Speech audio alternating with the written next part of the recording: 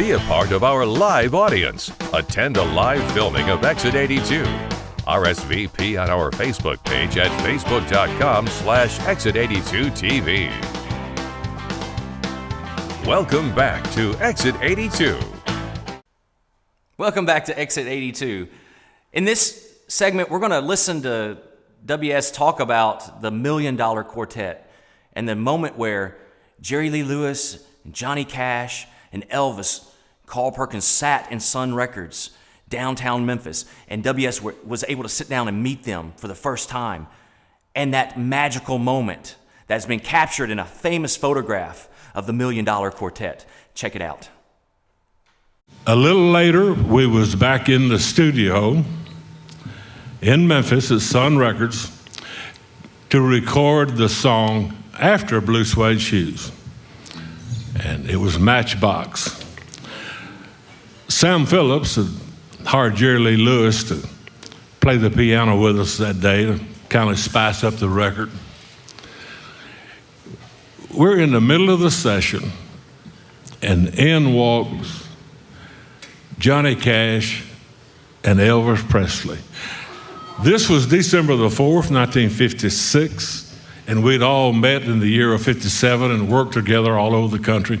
And they heard we were in town and just dropped by to say hello. Nobody thought anything about it that night. We stopped. They sang some songs, about 30 minutes, something like that, and they left. We finished the song, and then it came out.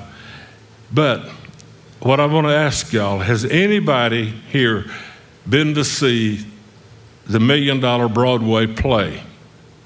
Okay, you got to go see it, because what happened, that session that night when Elvis and John dropped by, it just turned into a jam session.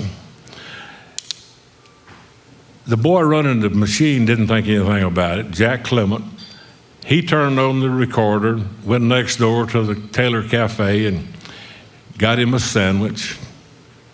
Sam Phillips did think to call a photographer and make the picture. Now, I know y'all have seen the big picture of John and Elvis and Jerry Lee and Carl doing the $1 Million Quartet session. Nobody thought anything about that. Now, when I go now and talk about it, just like last week I was up in Grand Rapids telling the story about it, and they asked me, what was it like being in the studio with all those big stars in 1956? I say, hey, I wasn't in the studio with any big stars. Nobody was a big star that night. They became big stars later. The only thing on my mind that I remember that I was concerned about was it was the time that Sam Phillips had to start keeping time and pay union scale for a record session. And union scale was $11. And I was just concerned about getting my $11. Now, when y'all go see the Broadway play, you're going to love it, because they get 4 guys from over the country that do those 4 are so good, it is amazing. The problem they have, and when you get to go see it, you remember what I'm telling you, the big problem they have is the same problem. Now, I know some of y'all saw the movie Walk the Line. Anybody see it? Okay. The reason I mention that, the Walk the Line people, they had the same problem that the people that made the Broadway play. They didn't have any trouble getting somebody to play John, Elvis, Carl, or Jerry Lee.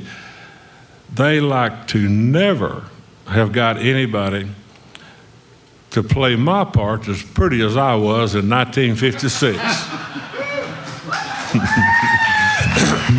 But if you get a chance to go see it, I go a lot now, working with a company called Cambria. We build countertops, and I go all over the world telling all the ladies, if you don't have a Cambria kitchen, it's not as pretty as it can be.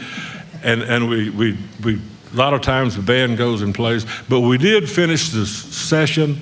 We recorded Matchbox. Do you think we ought to do a Jerry Lee Lewis song before we do Matchbox? Jerry Lee was on the session. Let's do a Jerry Lee Lewis song.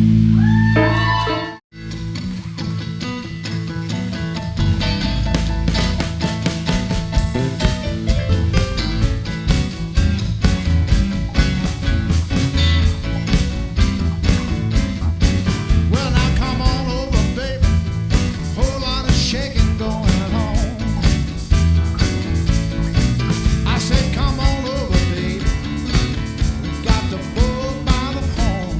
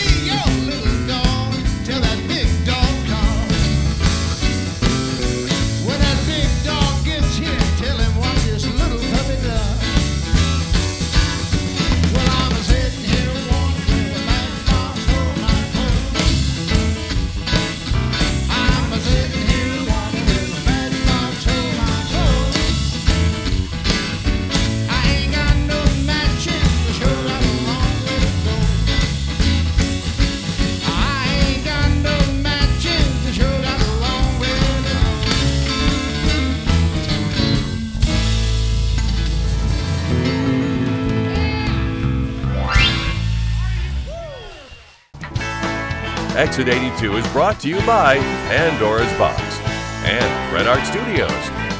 Promotional support by Thomas Media. More music on Exit 82 after this.